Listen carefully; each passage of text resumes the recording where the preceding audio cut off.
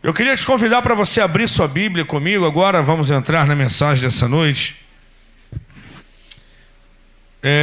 Na madrugada de sexta para sábado, nós fomos convidados a estar numa mini vigília. Na verdade, uma vigília que acabou sendo mini vigília. E o Ministério de Louvor esteve lá comigo. E nós ministramos louvor e palavra. E parte dessa palavra eu preguei naquela noite.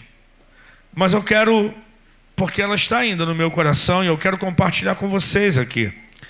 Somente o Ministério de Louvor esteve lá e nem ouviram a palavra toda, porque quando eles chegaram, dos seus compromissos, chegaram lá, eu já estava pregando. Mas eu quero compartilhar com vocês uma palavra que tem a ver com o momento que nós estamos vivendo, mas uma palavra real, um fato, que está registrado no livro de Juízes, no capítulo 6. Abra sua Bíblia lá, por favor. Dá para colocar aí? Que fica mais fácil para eu ler aqui. Eu vou ler apenas alguns versículos, mas essa história, que já é muito conhecida por todos vocês, está registrada nos capítulos 6 e 7 do livro de Juízes. Amém? Então abra sua Bíblia aí, Juízes capítulo 6, versículo 1 em diante, que diz assim, ó. Porém os filhos de Israel fizeram o que era mal aos olhos do Senhor. E o Senhor os deu nas mãos dos midianitas por 7 anos. E prevalecendo a mão dos midianitas sobre Israel, fizeram os filhos de Israel para si, por causa dos midianitas, as covas que estão nos montes, as cavernas e as fortificações. Porque sucedia que, semeando Israel os midianitas, os amalequitas e também os do Oriente, contra ele subiam. E punham-se contra ele em campo e destruíam os frutos da terra até chegarem a Gaza. E não deixavam mantimento em Israel, nem ovelhas, nem bois, nem jumentos. Porque subiam com seus gados e tendas, vinham como gafanhotos em grande multidão, que não se podia contar, nem a eles, nem aos seus camelos, e então entravam na terra para destruir. Assim Israel empobreceu muito pela presença dos midianitas, e então os filhos de Israel clamaram ao Senhor. Você pode dizer amém? Amém. Glória a Deus. Eu quero dar um tema para essa mensagem nessa noite. Eu queria que você repetisse comigo. Diga: levantando uma geração de Gideões. Mais uma vez, levantando uma geração de Gideões. Glória a Deus. Capítulo 6, os primeiros versículos apenas que lemos aqui já dá um pano de fundo, mesmo para quem não conhecia a história, de como que estava a situação de Israel quando o relato que eu vou fazer aqui essa noite aconteceu. E ele entra no capítulo 7 também.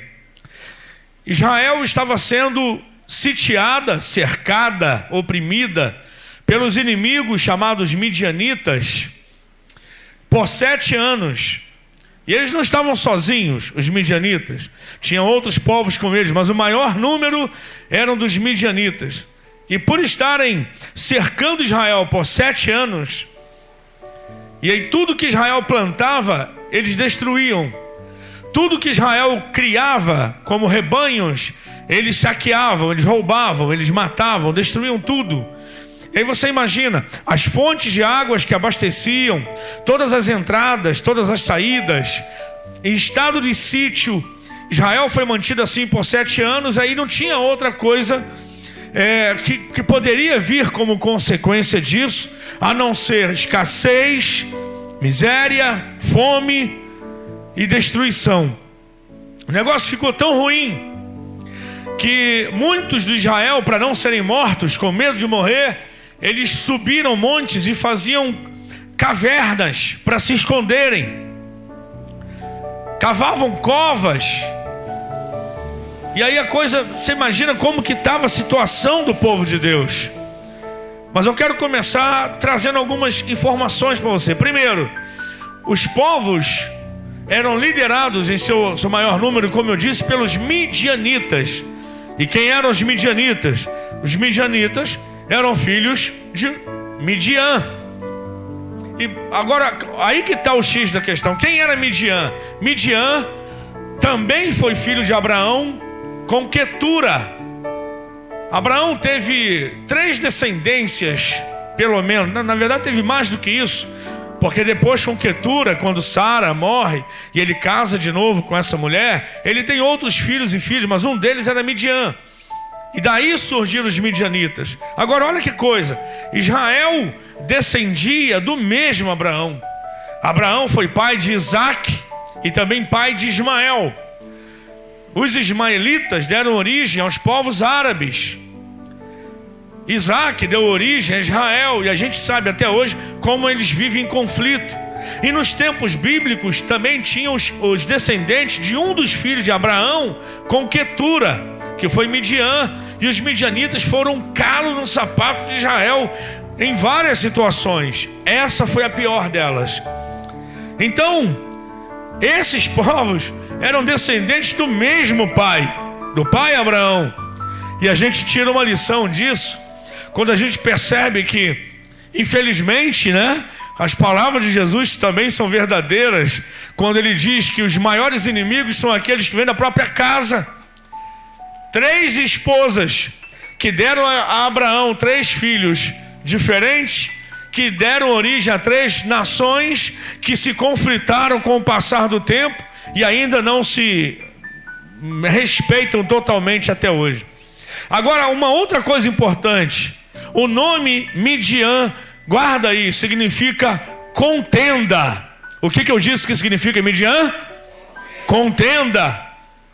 E no pavor dos midianitas, nesses 7 anos, o povo de Deus, o povo de Israel, cercado, sitiado, morando em covas, cavernas e esconderijos. Ou seja, completamente vivendo debaixo de um pavor, de uma insegurança, porque não sabiam, bom, já cercaram o nosso povo, já acabaram com as nossas plantações, todas as nossas crias são roubadas, são assassinadas, são levadas. O que vai acontecer agora?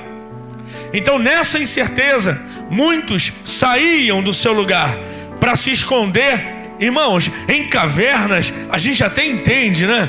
Em grutas, agora em covas, esconderijos no meio de florestas, no meio de rochas, no meio de montanhas, buracos para se esconder. Que situação o povo de Deus se encontrava, gente? Tamanha insegurança, tamanho pavor, tamanho medo, tamanha afronta do inimigo. Mas uma coisa é certa, eu não sei por que demoraram tanto, mas no versículo que nós paramos ali, não sei se foi o 6 ou 7, diz que Israel, quando estava mergulhado em pavor, versículo 6, então os filhos de Israel fizeram o quê? Clamaram ao Senhor. Se eles tivessem clamado antes, talvez não teria durado 7 anos. Mas depois de 7 anos, eles não fizeram outra coisa a não ser aquilo que eles deveriam ter feito: clamar ao Senhor. O poder de um clamor, o poder não do clamor em si, mas do que ele pode provocar, faz toda a diferença. Toda a diferença. Sabe o que o diabo quer fazer muitas vezes quando persegue você, quando afronta você, quando amedronta, ameaça o povo de Deus, seja você, a sua família ou a igreja como um todo? Não é apenas tirar o nosso dinheiro, porque se tirar o nosso dinheiro, a gente está numa terra tão abençoada, irmãos, que tudo que a gente planta nasce. Tem gente que mora em apartamento, não tem nenhum pedacinho de terra adubada não, mas ele pega um jarro, ele pega uma bacia, ele pega uma caixa, ele põe terra, ele põe sementes de jiló, de tomate, de alho, nasce tudo, irmãos. Tem gente que não tem espaço para nada, coloca aquelas adaptações que, bom, enfim, nasce, hortaliças, uma terra abençoada. Então não é o dinheiro, a preocupação do diabo não é tirar o nosso dinheiro, a preocupação do diabo não é tirar nem o nosso teto. Porque graças a Deus, né? Na casa do papai e da mamãe sempre cabe mais um. Ou então a gente vai dar um jeito, derruba uma casa, a gente faz outra, né? E aí acontece um desastre, Mas está vivo? Então, enquanto está vivo, a gente constrói de novo. Não é isso também não. A grande preocupação do diabo não é tirar o nosso dinheiro, não é nem tocar basicamente em nosso corpo, é calar a nossa voz. Se calar a voz do povo de Deus, meu irmão, ele consegue tudo. Porque há promessas na palavra de Deus e todas elas estão ligadas ao clamor da igreja. Clame a mim e responder-te-ei e anunciar-te-ei coisas grandes e firmes que não sabes. Se o meu povo que se chama pelo meu nome se humilhar e orar, buscar a minha face, se converter dos maus caminhos, então eu ouvirei dos céus. Se há clamor na terra, Deus ouve do céu. Perdoarei seu pecado, sararei sua terra. Invoca-me no dia da angústia, eu te livrarei e tu me glorificarás. Então o problema é calar a nossa boca. Se acabar o clamor, acabou o meio de Deus responder, porque Deus não responde mimimi, Deus não responde reclamações, Deus responde clamor. Se somos capazes de clamar, então estamos passivos de viver um milagre de Deus. Amém? Então nada mais importa ao nosso inimigo do que calar a nossa voz. E aí Israel clamou ao Senhor. Estava terrivelmente empobrecido, mas clamou ao Senhor. Estava faltando recurso, mas clamou ao Senhor. Estava sofrendo ameaça, mas clamou ao Senhor. E desde o momento que ele clamou ao Senhor, Deus então respondeu. E a resposta de Deus ao clamor foi levantar um profeta. Não sei o nome, a Bíblia não diz. Era um profeta anônimo. Eu amo a Bíblia quando ela mostra essas coisas. Não é a primeira vez que a Bíblia mostra profetas anônimos, para a gente perceber que Deus às vezes usa pessoas no meio dos bastidores também, inclusive como profetas. Olha para quem está do seu lado, olha para ele e fala: irmão, eu te respeito, porque tu pode ser o profeta que Deus vai usar para mim essa noite, né? Pastor, mas o rapaz que está do meu lado aqui é um visitante. Deus pode usá-lo, hein? Deus tem os seus meios de falar. Aleluia. E Deus levanta um profeta anônimo em resposta ao clamor. Deus levanta esse profeta. Deus sempre tem um profeta, irmãos. E esse profeta que a gente não sabe o nome, ele trouxe uma resposta de Deus. E a resposta de Deus veio para mostrar o porquê Israel estava daquele jeito. E aí a gente vai entender, começar a entender as coisas. Porque por muitas vezes eu lia o livro de Juízes, a história de Gideão, e falava: meu Deus, no final das contas eu não vou antecipar, não vou dar nenhum spoiler da mensagem aqui, mas quem conhece a passagem entendeu que lá no final eles não precisaram nem fazer muita coisa não, porque Deus fez tudo. E eu ficava: mas onde que a guerra foi ganha, se Deus tinha que fazer tudo? Não, Deus não fez tudo. Deus deu a direção, eles obedeceram, e no final Deus, realizou o milagre. Mas a resposta da vitória está lá no início. Quando o profeta diz, ele levanta a voz dizendo que Israel estava naquela situação. Leia depois em casa. Você não vai ter nem o resultado do Brasil e da Argentina hoje para conferir mesmo? Então você vai ter tempo sobrando.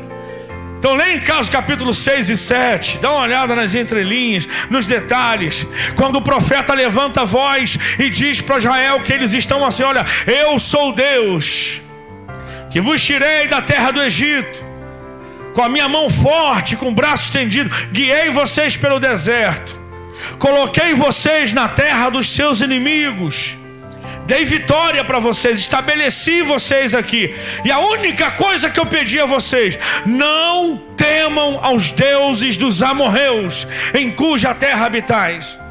Não temam aos deuses dessas nações. Vocês vão ocupar todo esse espaço, mas não se desviem de mim. E aí o que aconteceu? Israel fez justamente o contrário. Está lá no versículo 1 que lemos, não precisa ler de novo. Lá no verso 1 diz que Israel pecou grandemente contra Deus. Por isso começou a acontecer tudo isso. Qual foi o pecado? se envolveram, temeram. Nas palavras do profeta anônimo, eles temeram aos deuses dos amorreus. E qual é o problema? Bom, o problema era espiritual. O problema da afronta que eles estavam vivendo fisicamente, e como que o povo de Deus podia ser afrontado de uma forma tão vergonhosa durante 7 anos, sem ter o que comer, tudo que plantava era roubado, vivendo naquele estado de sítio. Como que Deus pode permitir uma coisa dessas, né, irmãos? O povo dele passando uma vergonha daquela. Mas é que o povo dele estava agora temendo a outros deuses. Fizeram alianças com os habitantes da terra. Eles estavam, vários deles, adorando Deus ou os deuses dos amorreus. E aí eu fiquei curioso e fui pesquisar. Quem eram os deuses dos amorreus? Bom, primeiro, não dá para definir, são muitos, eram muitos. Eram vários deuses. Só que todos os habitantes daquela terra, com quem eles se relacionaram, com quem Israel se corrompeu e começou a adorar os seus deuses, os deuses dos amorreus exerciam sobre eles um peso espiritual que os empurrava para uma vida de devassidão. Isso está registrado no capítulo 16 de Ezequiel. Leia depois lá. Ezequiel capítulo 16. O profeta está dizendo que os deuses com os quais Israel, inclusive os deuses dos amorreus, com os quais Israel se relacionou em adoração, se desviando do Senhor, empurrou a nação para 2 pecados terríveis.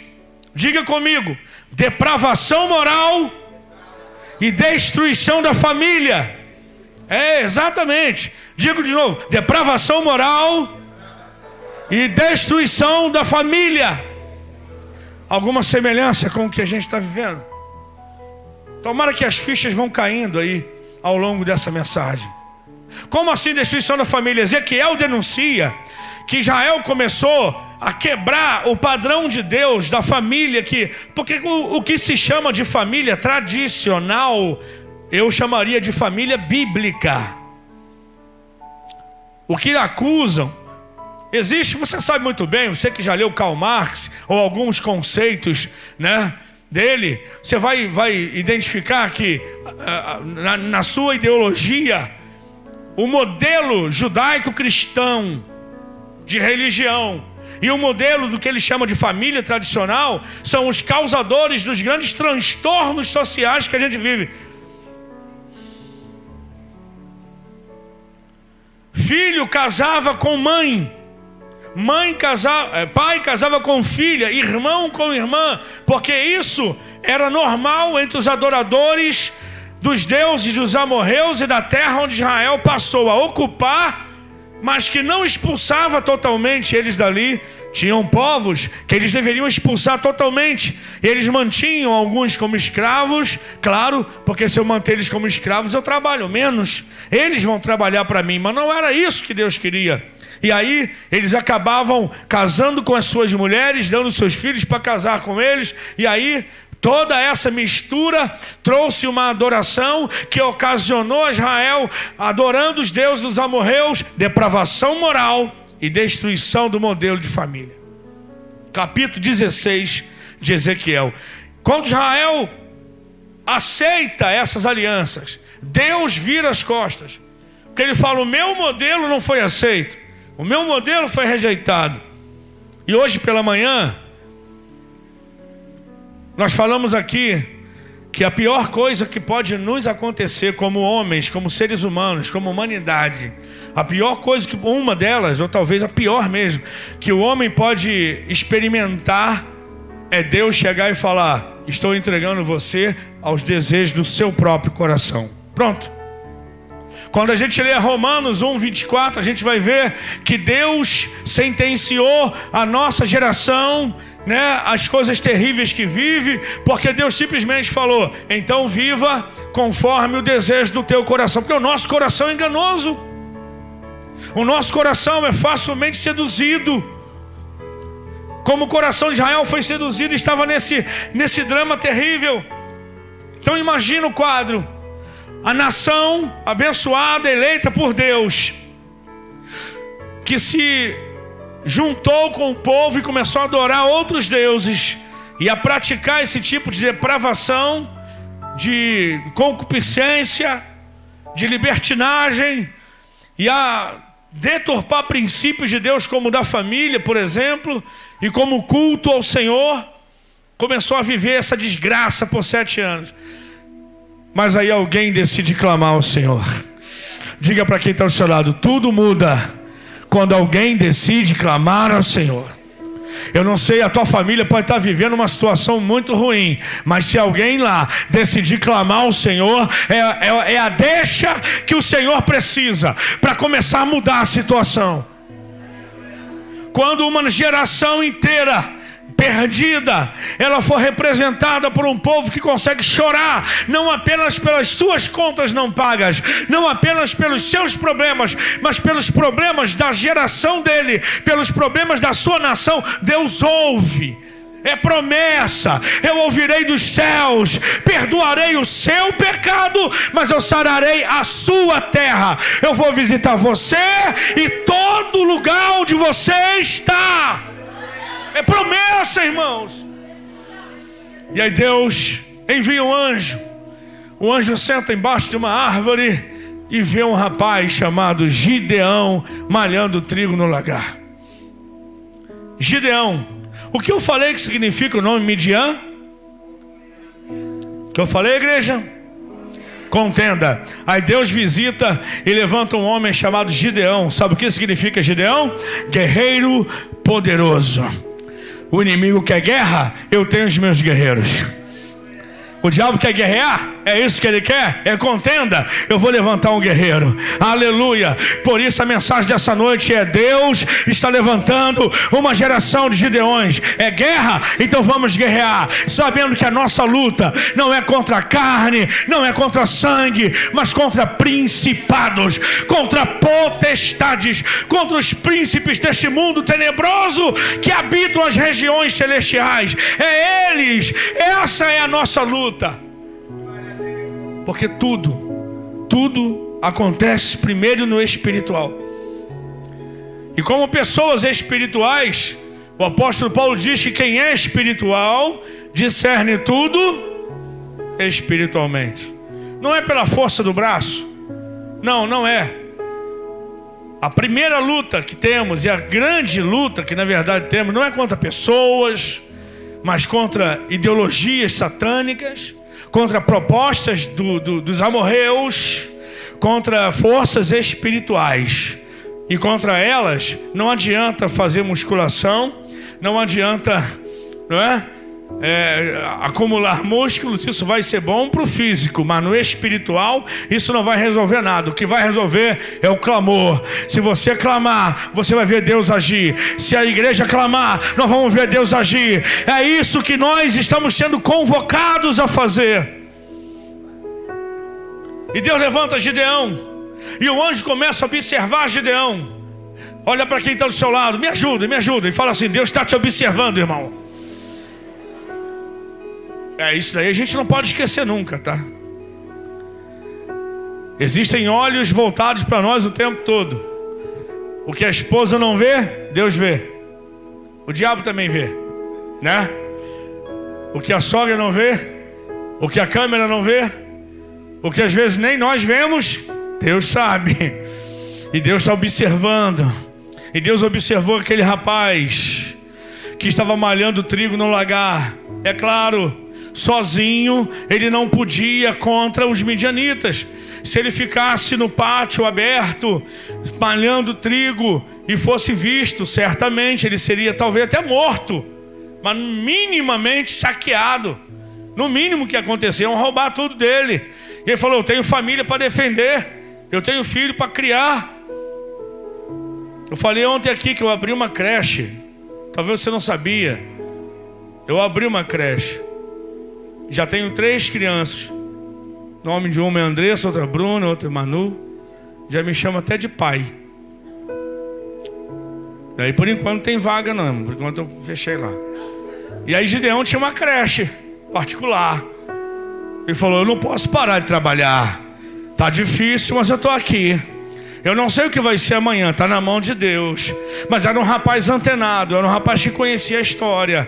Ele sabia, tanto é que o anjo, quando começa a conversar com ele depois, logo em seguida, ele argumenta com o Senhor. Mas peraí, por que foi feito de tudo que aconteceu? Meus pais me contaram do Egito, do deserto, do mar. Cadê? Eu quero ver agora. Chegou a hora de eu viver isso aí. Mas ele estava ali malhando o trigo no lagar. Eu tenho uma família para defender. Deus te chamou como guerreiro poderoso, igreja. Deus te chamou como alguém que tem um povo para defender. Não, sabe? Você tem, rapaz, Deus conta com você. E aí ele estava ali trabalhando, malhando o trigo, e o anjo aparece para ele e fala assim: ei, o Senhor é contigo, homem de coragem, homem de valor. Duas coisas que Deus viu em Gideão de imediato. Diga comigo: coragem e valor. Mais forte, diga: coragem e valor. Bom, se tiver coragem, mas não demonstrar isso, não conta, irmãos. É como a fé. Tiago diz assim: você diz que tem fé e eu tenho as obras. Então fala o seguinte: mostra-me a tua fé sem as obras, e eu te mostrarei a minha fé pelas minhas obras. Porque a fé sem obras é morta. Que obras que está falando? Atitude. Duas coisas que Deus viu em Gideão: coragem, porque enquanto tinha gente cavando cova para se esconder, subindo montanha e morando dentro de gruta e armando esconderijo, ele estava trabalhando. Tem que ter coragem. Enquanto o inimigo está de olho em você, está te sitiando, está te ameaçando, e você não fugiu, porque você continua trabalhando, isso Deus valoriza. Ele olhou para ele e falou: esse rapaz tem coragem, eu vou usar esse cara.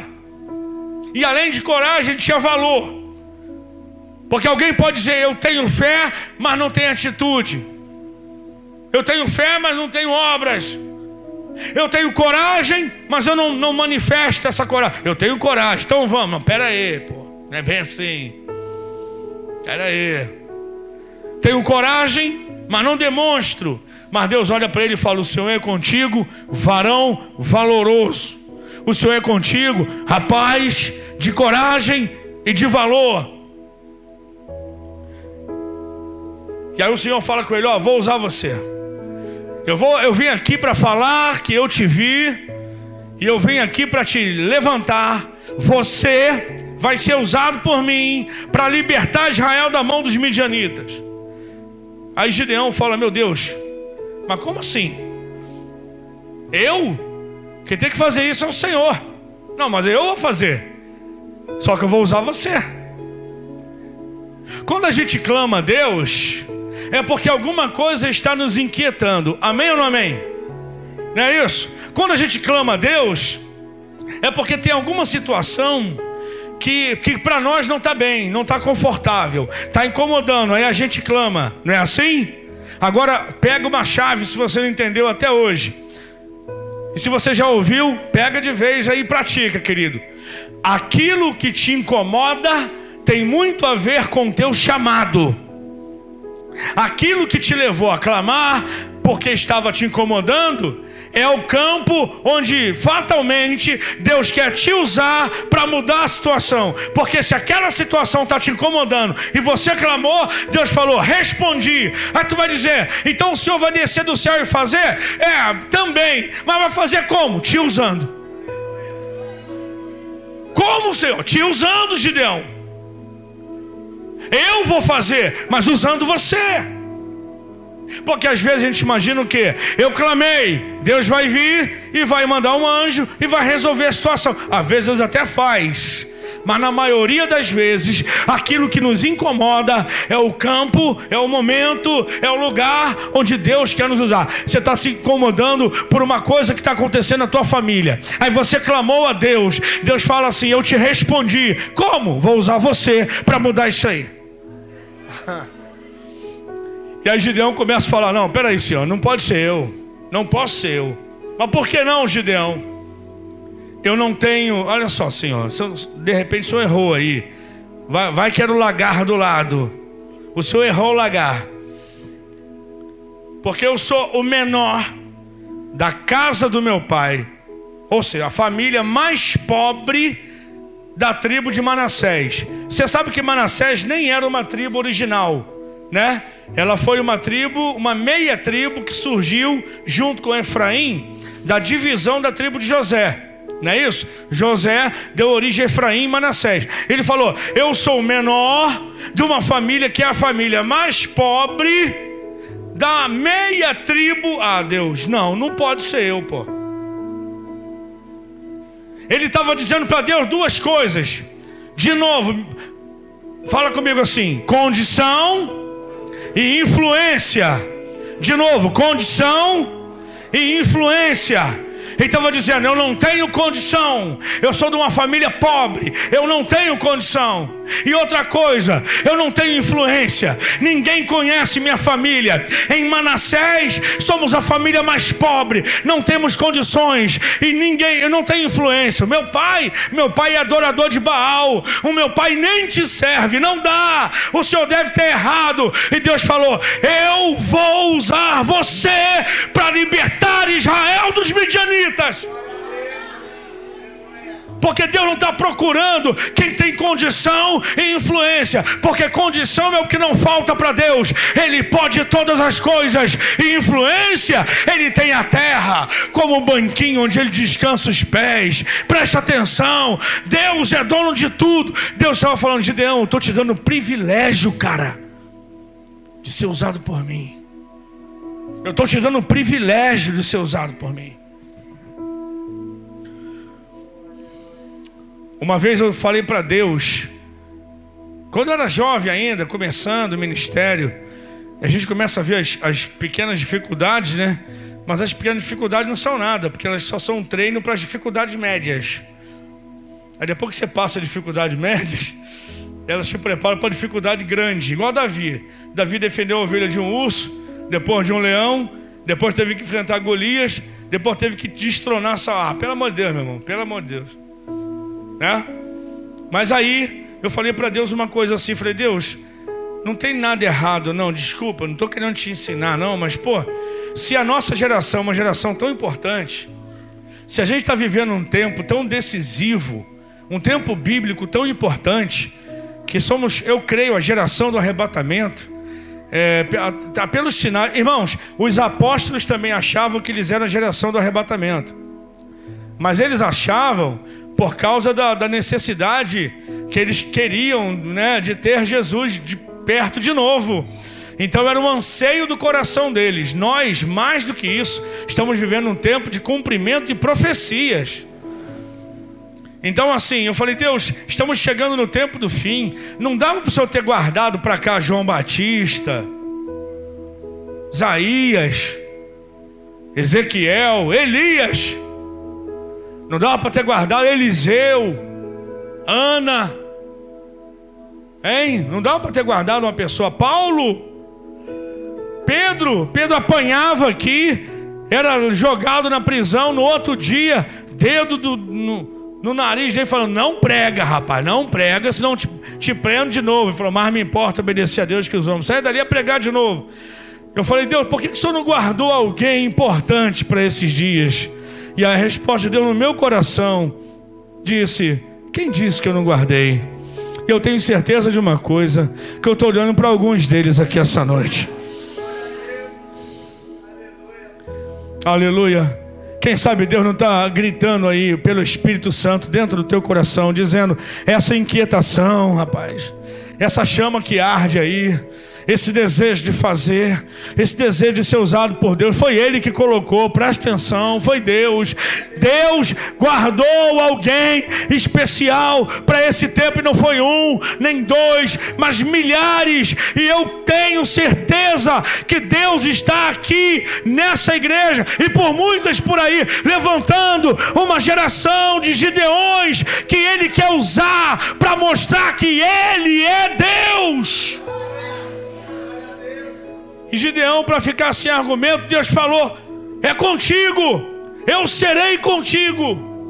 Então é eu que vou fazer, Gideão. Eu só vou te usar. É um privilégio que eu estou te dando. E aí Gideão fala, então eu não vou morrer não. Deus fala, não vai morrer não. Então só fica aí um pouquinho. Correu lá, pegou uma oferta. Ele pegou uma oferta, ele trouxe. Era pão, carne. Colocou em cima de uma pedra. Colocou os pães, colocou a carne, derramou o molho. Ó, coisa boa, pão, carne, molho. E aí o anjo falou, para quem? Falou, é para o Senhor. Ele falou, é para mim? Então tá. Ele estica o cajado, ele estica a mão, sai fogo da pedra e consome o holocausto. Diga comigo assim, Gideão traz uma oferta, Deus trouxe o fogo. Gideão trouxe a oferta, Deus trouxe o fogo. O fogo é a resposta. Você quer resposta? Traz a oferta. Você quer que Deus manda fogo? Se ofereça, se disponha, diga eis-me aqui. Todo mundo que na Bíblia disse eis-me aqui, Deus falou, era só isso que eu precisava. Trouxe a oferta, Deus trouxe o fogo. A gente quer que Deus traga o fogo, mas não traz uma oferta. Coloca a oferta em cima da pedra hoje. E eu não estou mais falando de dinheiro, eu estou falando da sua vida, da sua inteligência, do seu talento, da sua força, da sua saúde, tudo que Deus te deu. Coloca-se diante da pedra. Quem é a pedra? A pedra é Jesus. Coloque-se no centro da vontade dele e você vai ver Deus te incendiar. Aleluia.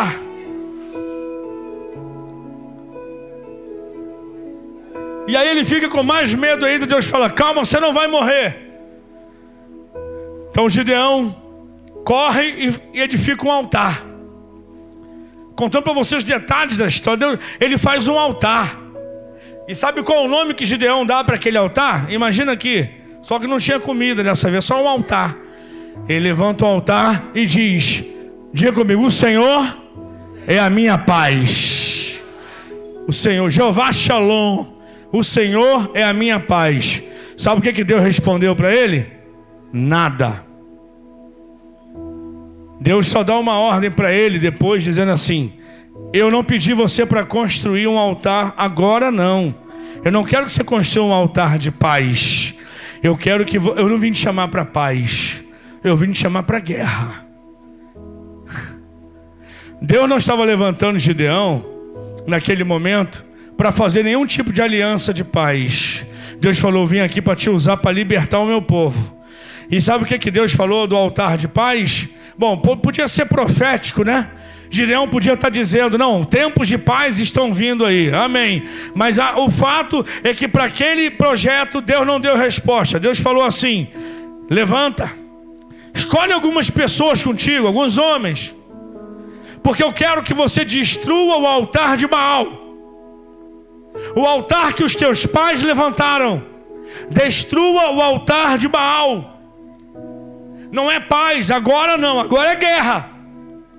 E aí ele entendeu aquilo. De noite ele pegou 10 homens. Ele foi em cima do altar que o pai dele sacrificava continuamente. E aí ele destrói o altar. Ele destrói todo o altar. Ele pega os bois do pai e oferece ao Senhor. Quando o pessoal acorda pela manhã e fala, quem foi o infeliz? Porque eles eram adoradores de Baal. Quem foi o cara que fez isso? E aí alguém viu, porque sempre tem alguém que vê. Alguém viu, alguém tinha uma câmera na rua e viu. Foi Gideão. E aí apelidaram Gideão de um nome que eu vou dizer daqui a pouquinho. Mas o fato é que Deus falou para Gideão, eu te levantei para destruir o altar de Baal. Eu te levantei para destruir os altares dos seus pais. Escuta isso, igreja. Nossos pais não são necessariamente nossos genitores, aqueles que vieram antes de nós. A nossa nação, a nação brasileira, é uma nação abençoada por Deus. Mas desde quando o povo é povo que tem corrupção, né? Como em todo lugar do mundo deve ter. Mas o Brasil é um país tão rico, rapaz, é um país tão forte, que se fosse outro tinha quebrado já. Não é brincadeira não. Como sangra nesse país. Como o nosso país é sangrado. Altares a Baal são feitos. Altares que atraem tudo quanto é coisa ruim. Sabe, irmãos?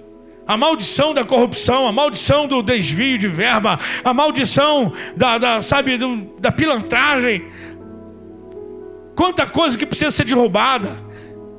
Rapaz, era tanta coisa que Gideão ele não derrubou só aquele altar, não. Ele pegou um machado, ele saiu derrubando o bosque inteiro, irmão. Ele derrubou todo o bosque, porque muitos deles que adoravam Baal sacrificavam aos pés de árvores do bosque, os chamados postes ídolos. E aí ele foi e derrubou tudo. E aí eu vou te dar o outro nome, o outro significado do nome Gideão, que de propósito eu não dei no início. Gideão tem duas traduções. Diga comigo a primeira: guerreiro poderoso.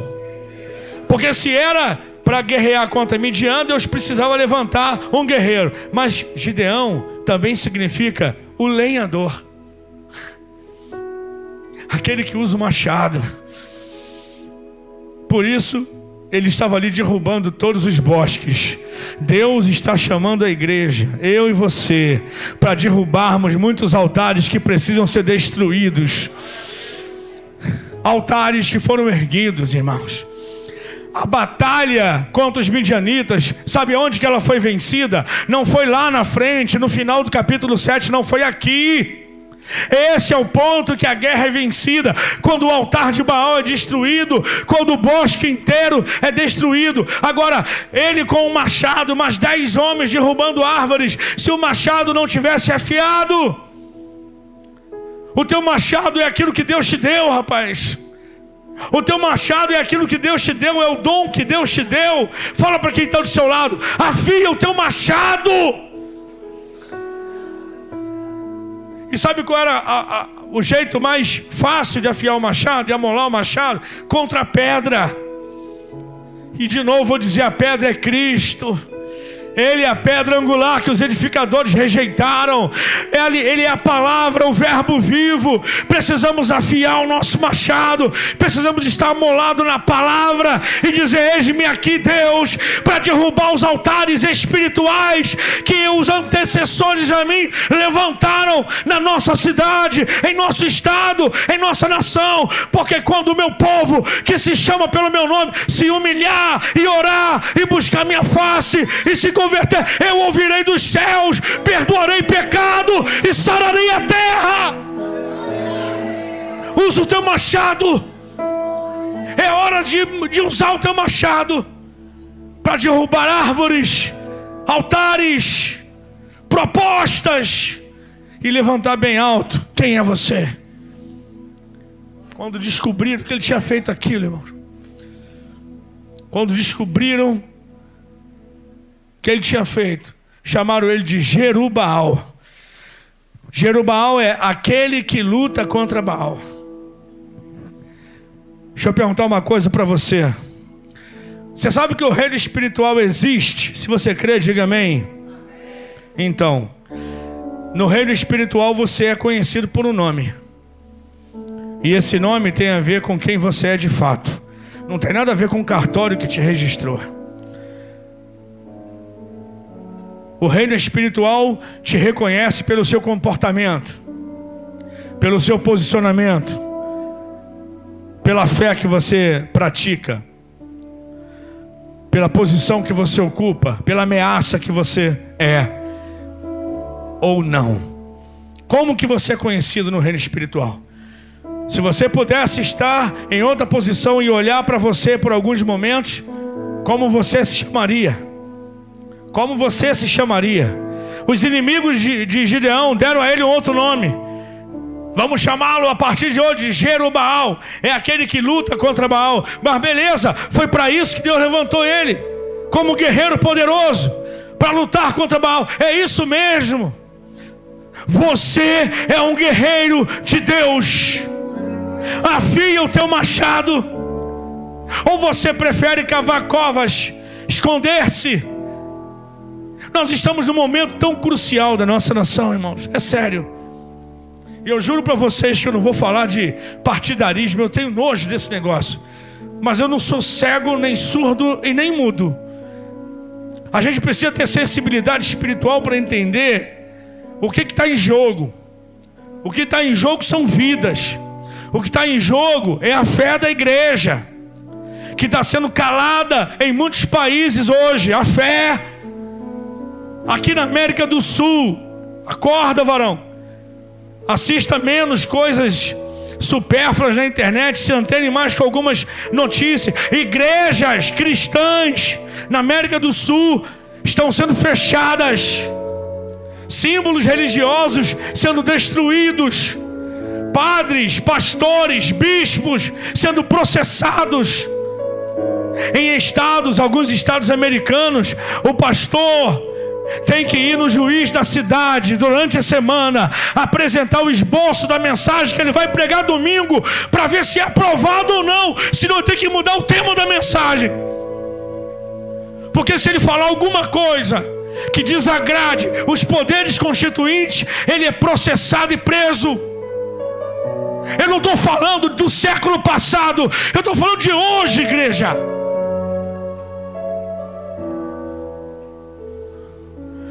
É o tempo da gente afiar o nosso machado. É o tempo da gente clamar ao Senhor. Os midianitas estão aí. É só você olhar para o que está acontecendo com Israel, o que está acontecendo na faixa de Gaza, nos países que compõem ali a região do Oriente Médio. Só você olhar para os Estados Unidos. Os Estados Unidos. Só você olhar para o que está acontecendo com o Afeganistão agora, e a ameaça que o Talibã está impondo. Eles estão tão fortemente armados hoje.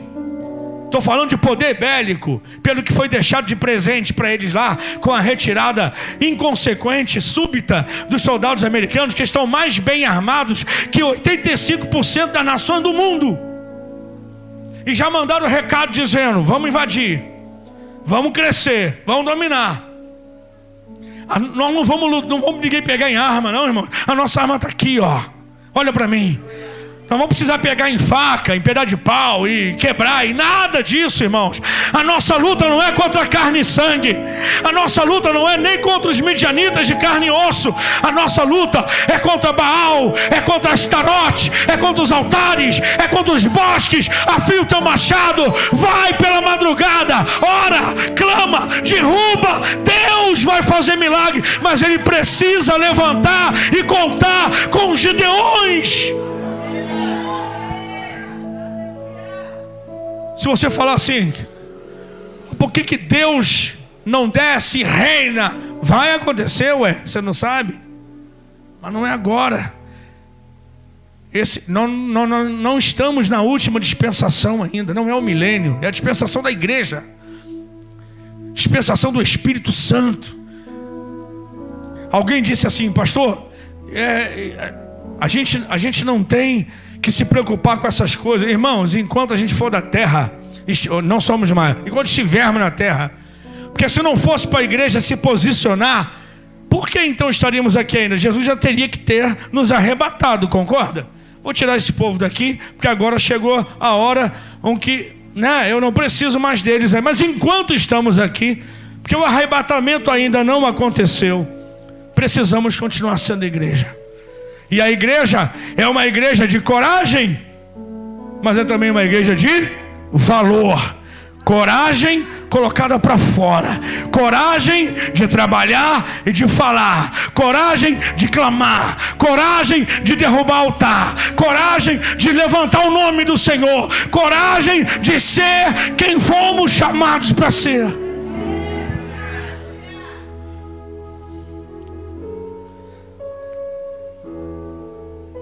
E aí ele faz provas com Deus. Aquela parada do velo, eu não vou nem dizer aqui, mas Deus, confirma para mim. Vou botar um velo de lã aqui, que a terra amanhã terá molhado, velo seco. Aí aconteceu. Vamos fazer o contrário, velo molhado, terra seca. Totalmente desnecessário, mas Deus até fez para ele não ter dúvida nenhuma. Eu quero te fazer uma pergunta. De tudo que Deus já fez na tua vida até hoje, o que mais que Deus tem que te provar? Que Ele tem um plano na sua vida. Hein? Até da morte Ele já te livrou. Te livrou da falência, te levantou de novo. Te deu saúde de volta. O que mais que Deus tem que provar? Se já teve Covid. Perto da minha casa, um atleta de 26 anos, 3 dias de sintomas, infartou, morreu. Atleta, maratonista, fala sério. Se eu correr daqui na porta ali, alguém tem que me segurar. Deus me deu a graça de passar. Foi muito fácil não, chato pra caramba, tá aqui. Cheio de comorbidade. Pelo sedentarismo que a gente está tentando devagarinho quebrar. São altares também. Mas assim, estamos aqui, nós estamos aqui. Mas quem já teve Covid aí? Levanta a mão. Quem já teve Covid? Rapaz, vocês estão vivos mesmo? Ou eu estou tendo miragem aqui? Então é o seguinte, se Deus não tinha mais nada que fazer, porque tem gente também inconsequente, falando besteira por aí, dizendo: oh, cadê o Deus, irmão Lázaro? Cadê o Deus da irmã Anastácia?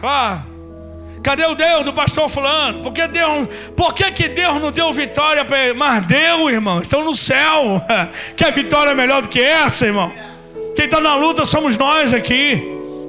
É que o propósito se cumpriu. Se nós passamos, tenha você tido a doença ou não, cara, você está aqui. Ainda há um propósito de Deus com você. Ainda tem um altar para você derrubar. Ainda tem algo para Deus realizar na tua vida. E Gideão fala: tá bom, não tem mais dúvida nenhuma. Fez uma conclamação, 32 mil homens. Deus falou: que isso? Vai ter festa? Para que essa turma toda? É porque 32 mil crentes reunidos é casamento de alguém, né?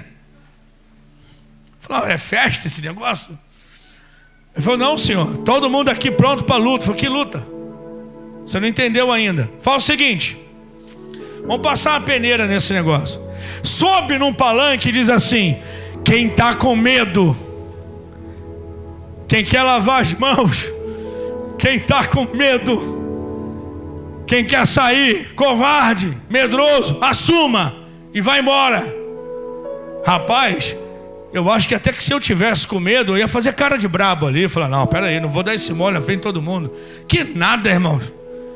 Os midianitas eram numerosíssimos. Quando falou: quem está com medo e é covarde vai para casa, 22 mil dos 30 mil, ó. Deixa eu falar um negócio para você. Deus conta com você nessa geração. Deus conta com você nessa geração. Mas não há lugar para covardes nessa guerra. Eu fico muito preocupado, por exemplo, pastores de todas as igrejas também estão sendo convocados para uma passeata pacífica em nome do Brasil e tal, no dia 7, em vários pontos da nação. E aí, quando eu fiquei sabendo, em São Paulo, por exemplo, né, Silas Malafaia, por exemplo, é do Rio de Janeiro, está indo somar com o povo de São Paulo. E olha, muitos líderes evangélicos de igrejas enormes de São Paulo não vão. Não vão. Acham que não tem necessidade, não vão. Estou chamando eles de covardes? Não, mas de neutros. E eu não sei o que é pior. Porque neutralidade também é um tipo de posicionamento, né? Haja vista, olha para a política, por exemplo, por um instante. Existe chamado da direita, da esquerda e o centrão. O centrão é meio neutro, tipo assim, quem me der mais eu vou. O neutro, a neutralidade é um posicionamento, só não é bíblico. Só não é bíblico. Quando lá em Apocalipse diz: tu és quente ou tu és frio? Porque morno, nem eu te aguento. É preciso a gente entender algumas coisas, então informe-se. Mas o mais importante é que você seja igreja. E na dúvida, clame a Deus e fala: Senhor, tua vontade impere. Ore assim.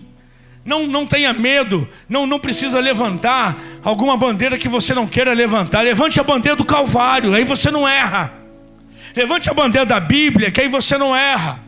Levante a bandeira de Cristo. Eu tenho meu posicionamento, eu sei. Mas olha só, levante a bandeira de Cristo, meu amado. O que nós fizemos um jejum na quarta-feira foi pelo Brasil. Nós vamos para uma passeata dia 7, é pelo Brasil. A igreja vai estar orando 24 horas, é pelo Brasil. Nós queremos que Deus seja o Senhor dessa nação. E os gideões têm que derrubar altares. Covardia é não se posicionar pelo lado do Senhor. E aí Deus falou, não, deixa eles irem. 22 mil, aí ficou 10 mil. Ele falou, Senhor, agora eu estou com medo, tem muito pouco. Deus falou, não, tem muito demais. E aí fez o teste das águas. Manda o povo beber água. Aquele que lambe a água como um cão, você aparta. O que trouxe a água até a boca, você põe a seu lado. E aí Deus foi falando, esse aí, esse não, esse não, esse não, esse não, esse aí. Esse não, esse não, esse não, esse aí. No final da conta, dos 10 mil, 300 ficaram. 9.700 foram rejeitados. Diga comigo assim, não precisa dizer não, eu quero só que você ouça, porque vai ficar grande, eu não quero te cansar. Nessa guerra que Deus tinha escolhido Gideão, Deus falou, não há lugar para covardes e não há lugar para aqueles que se dobram. Para os covardes e para os que se dobram, para os que se vendem, para os que, sabe, tem muita gente que em nome da fé também se vende, eu sei disso. Isso é muito triste. Mas enfim, sobraram 300. E aí Gideão, pensando que era pouco, Deus falou, é o suficiente. Irmãos, você pensa que não vai conseguir alguma coisa, mas o projeto arde no teu coração. Quer saber? Já falou com Deus? Deus já falou contigo? Ele falou que está contigo? Mete a mão e vai. O resto Deus vai dar. Se tiver dúvida, não vai não. Mas se Deus falou contigo, eu estou nesse projeto, eu estou nessa peleja, eu estou nesse negócio. Aí você olha e fala, só tem 100 reais no bolso direito e mais 20 no bolso esquerdo. Meu Deus, eu não... Vai. Se Deus falou, começa. Cava o primeiro buraco, compra o primeiro saco de cimento. O resto Deus vai mandar. Eu sei que algumas pessoas, aí fora, aqui não. Mas tem gente que pensa assim, o pastor está de aluguel, fabricando os próprios blocos para poder construir o templo e vai mandar oferta para a Índia. Se tu não sabe, só... Mas Deus falou. E é quando Deus fala, não tem jeito. Quando Deus fala, não tem jeito. Você já fez alguma coisa que você fez de coração, e aí quando você entregou e falou, não estou preocupado, está nas mãos de Deus. No outro dia, telefone toca. Na mesma semana, alguém te liga e te oferece uma proposta de emprego melhor, e portas começam a se abrir. Eu creio num Deus que vela pela sua igreja. Eu creio num Deus que vela pela sua palavra para cumprir. Eu creio num Deus que está dizendo para você que tinha 2 túnicas e deu uma delas hoje. Ele é o Deus do guarda-roupa inteiro. Ele é o dono do shopping.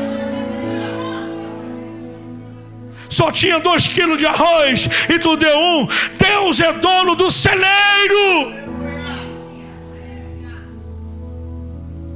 E aí Gideão com 300 homens falou, o que eu vou fazer? Deus falou, vai lá no acampamento do teu inimigo. Ele pegou um amigo, foi lá de noite, e quando chegou lá, ele ouviu os inimigos dizendo um para o outro, eles conversando, olha, Deus entregou, eu tive um sonho essa noite, e eu entendi, a interpretação do sonho é que Deus entregou para Gideão a nossa terra. Ele falou, o quê?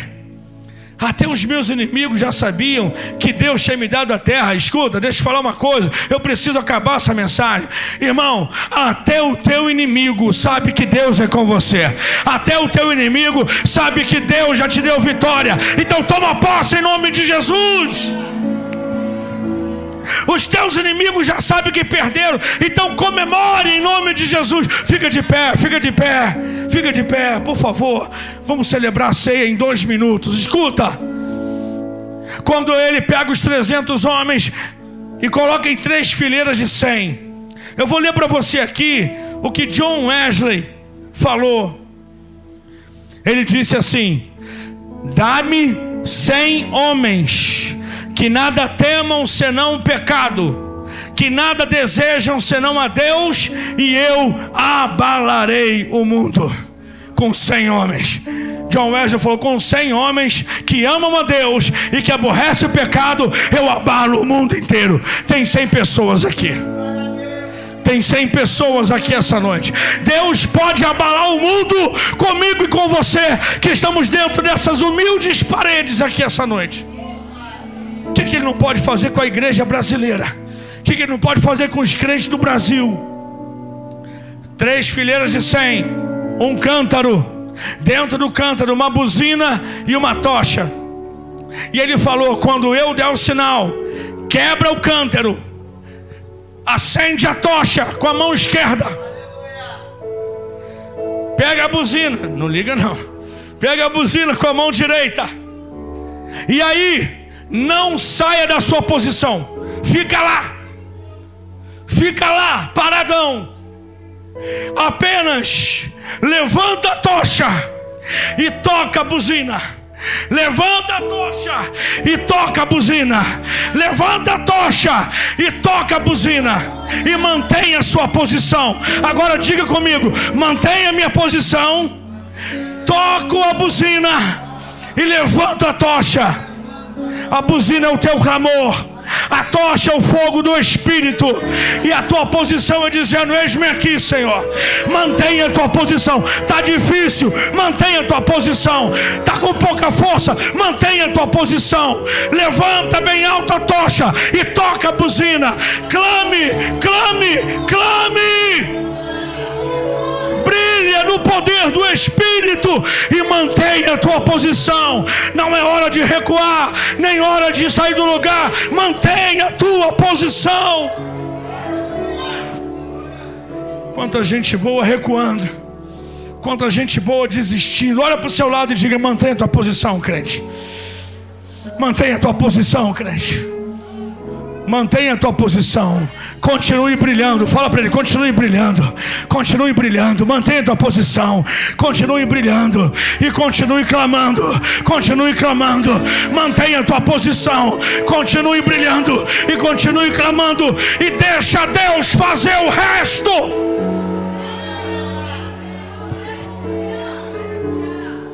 E eles gritavam: pelo Senhor e por Gideão. Pelo Senhor e pelo Gideão. Eu queria, por favor, pega essa bandeira do Brasil. Eu queria fazer uma oração com você agora.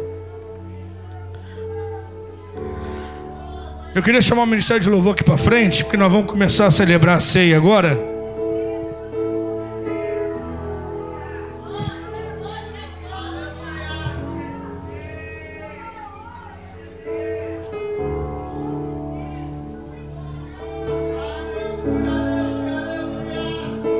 Aleluia, aleluia, aleluia. Onde estão os Gideões aqui essa noite?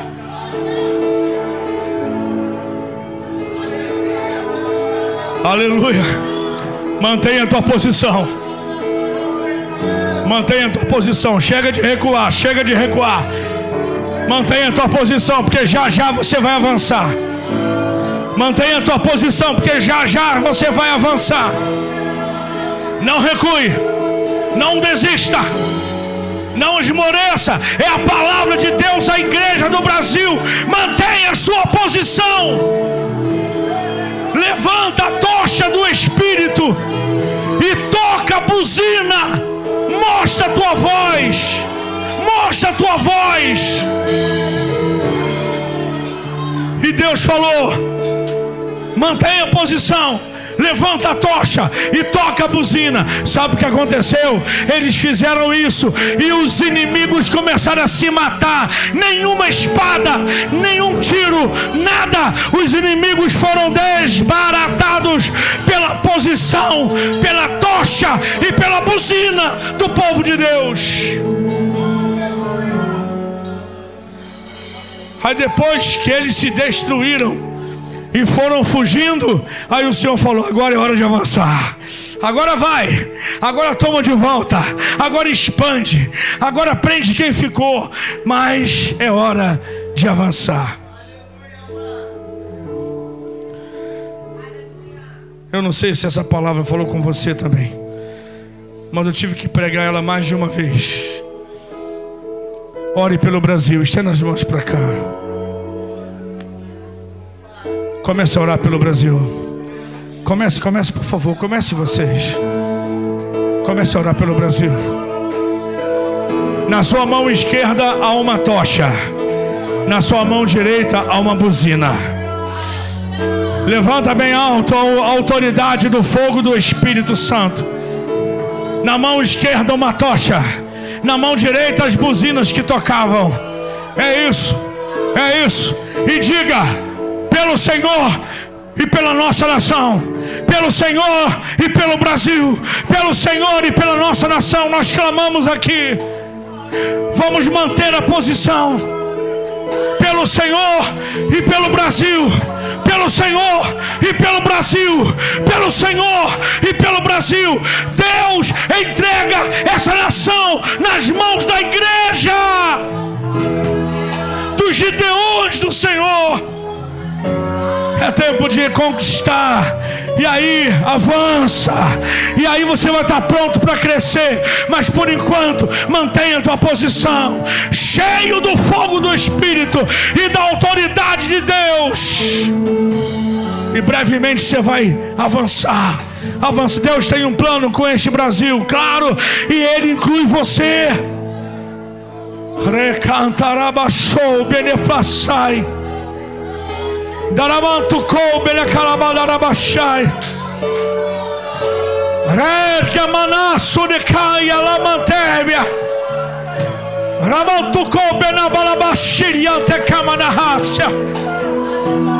Rimontou bene praia xerecanto que a manahasseia.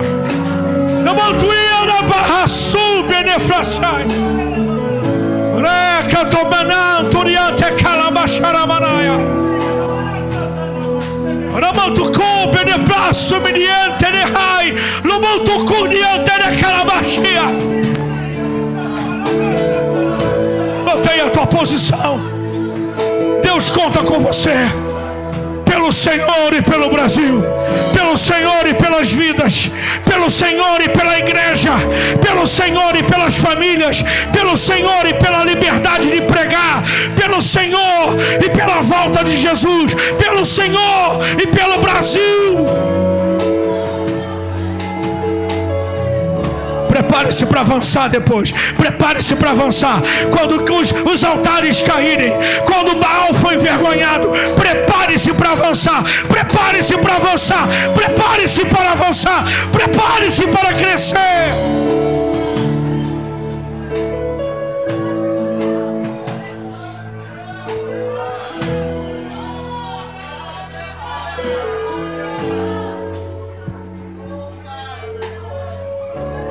Os obreiros que vão servir a ceia, vem aqui à frente. Se não tiver ninguém escalado, é você mesmo. Você é diácono, diaconisa, obreiro, obreira, corre aqui. Precisa de 5, né? Se já tiver determinado na bênção. São 3? Só 3? Só 3, irmãos. Corre aqui. E quando você estiver preparado para celebrar a ceia, receba de Deus uma nova unção nessa noite. Receba de Deus uma unção de autoridade nessa noite. Você é boca de Deus, toca essa buzina. Deus acende a chama do Espírito em sua mão esquerda e te dá uma buzina para que você toque com a direita. Mantenha a sua posição. Deus vai fazer o resto, mas não antes da igreja. Nós já estamos clamando, amém? Pegue aqui, por favor, vamos apresentar a Santa Ceia. Você que ainda não se batizou, você vai poder participar também da uva. O início simboliza o início do processo. As crianças também participam dela. Você que está aqui, que é batizado, está em comunhão, você sabe, fique à vontade, celebre a ceia, o corpo e o sangue do Senhor. Deus, nós te apresentamos o pão e o vinho, que simboliza o corpo e o sangue de Jesus, que foi derramado e ferido na cruz por nós.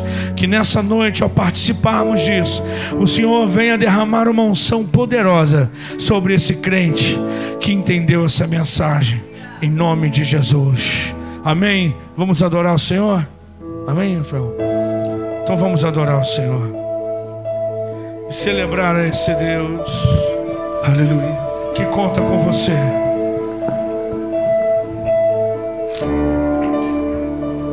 Aleluia. Tudo está pronto.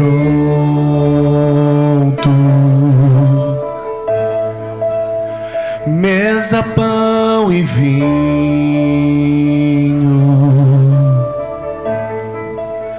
lâmpadas acesas. Ele vem, ele vem.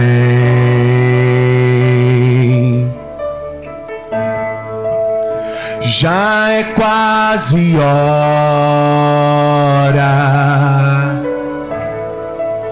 Ainda estou queimando.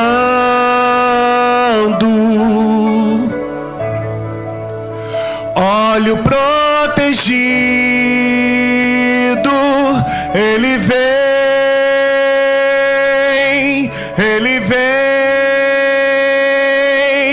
ele vem, ele vem. Oh,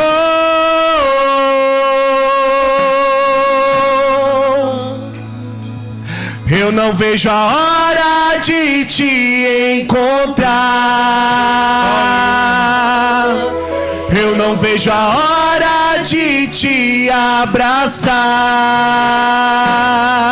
Escute. Eu não vejo a hora de alguém gritar: o noivo vem.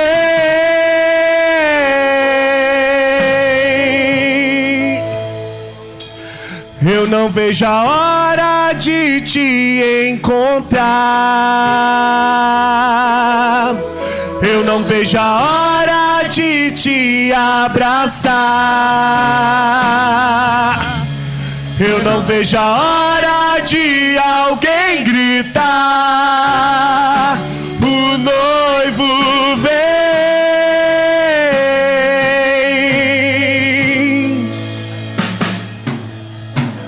Olha, mas quem vem lá saltando pelos montes? Oh, olha, mas quem vem lá é o meu amado. Olha, mas quem vem lá saltando pelos montes? Oh, olha, mas quem vem lá é o meu amado. Olha, mas quem vem lá saltando pelos montes? Oh, olha, mas quem vem lá é o meu amado. Olha, mas quem vem lá saltando pelos montes? Oh, olha, mas quem vem lá na alegria ou na tristeza, na saúde ou na doença, no dia bom ou dia mau, independente do final, contigo estarei, não te deixarei, na alegria ou na tristeza,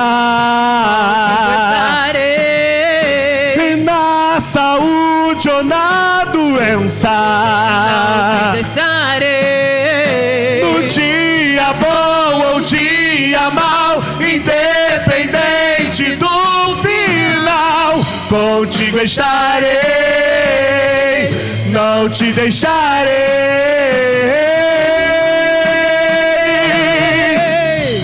Aleluia, Aleluia. Ele vem. Você que já pegou em sua mão. A maneira mais fácil é você abrir com o pão para baixo aqui, tá? Pronto. Ok? E aí Jesus, na noite que foi traído, ele tomou o pão e, havendo dado graças, partiu e disse: esse é o meu corpo, que é partido por vós. Fazei isso todas as vezes que comerdes em memória de mim. Depois ele pegou um cálice e disse: esse cálice é o Novo Testamento que é firmado no meu sangue. Fazer isso todas as vezes que beberdes, em memória de mim. E assim ele repartiu com os seus discípulos, como nós repartimos essa noite. E debaixo dessa atmosfera de adoração, de temor e de certeza de que Deus continua no controle de tudo, mas que conta conosco para nos posicionarmos em fé, nessa atmosfera do Espírito, eu te convido a comer o pão e a tomar o cálice, em nome de Jesus. Fique à vontade.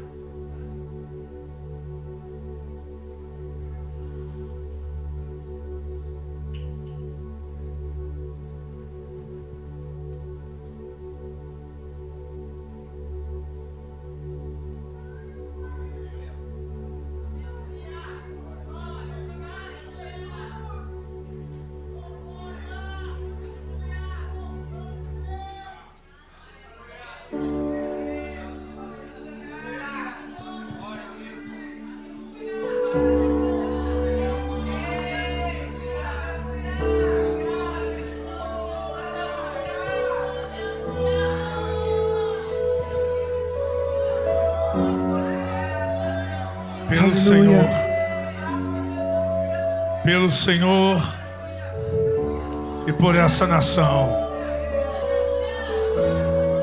pelo Senhor e por nossas famílias, nós cremos no teu agir, Senhor, e como teus Gideões, como tua igreja, te agradecemos pelo privilégio de sermos contados por ti como participantes desse tempo. Toda honra e glória ao teu nome. Dirige esta nação. O Senhor tem guardado ela até hoje. Dirige ela em cada passo, Senhor. Nós entregamos ela em tuas mãos. Tua igreja faz isso porque cremos que o Senhor não falha. Eu entrego cada família que está aqui, cada pai, cada mãe, cada filho. Te louvo pela vida de cada um. Que o Senhor venha nos conduzir em triunfo, como instrumentos em tuas mãos, até a volta de Jesus, ou até o final da nossa vida, o que vier primeiro. Até lá, a nossa bandeira é o Senhor. E a segunda bandeira é a nação que o Senhor nos entregou nas mãos. Muito obrigado, Deus. Que o teu Espírito venha de uma forma tão graciosa selar a vida dos teus filhos nesse momento. Fazer cada coração transbordar. Que haja cura no meio do teu arraial nesse momento. Nós pedimos, Espírito Santo, que pelo sangue de Jesus, pelo corpo do Senhor aqui representados, que assim o Senhor tenha trazido cura sobre cada enfermo físico, espiritual ou na alma. Que o Senhor traga uma unção poderosa que venha durar em nossa vida, com a chama acesa até Jesus voltar. Nós te louvamos no nome do Senhor. Tem alguém nessa noite que quer entregar a sua vida para Jesus, permitir que a igreja ore por você, permitir que alguém mais seco do que eu te dê um aperto de mão, um abraço? Está todo mundo bem higienizado aqui, fique tranquilo, que te conduza em oração. Vem, onde você está, você que estava afastado da presença dele, hoje é o dia de você voltar. Não tenha dúvida, hoje Deus te trouxe aqui, Ele conta com você, Ele quer, sempre quis você, nunca te deixou. Onde está você que o Espírito Santo tocou nessa noite, que quer regressar para a presença da casa do Pai, que quer publicamente, sabe, num gesto tão simples de erguer a mão e dizer: olha, eu entrego minha vida para Jesus, eu não quero mais tentar sozinho. Onde está você? Tem alguém nessa noite? É esse o momento, é essa hora. Se não tem, que essa palavra fique guardada no teu coração, querido. Amém, igreja? Deus abençoe a vida dos irmãos. Hoje eu peguei o microfone para não largar mais, vocês viram, né? Nem passei o microfone.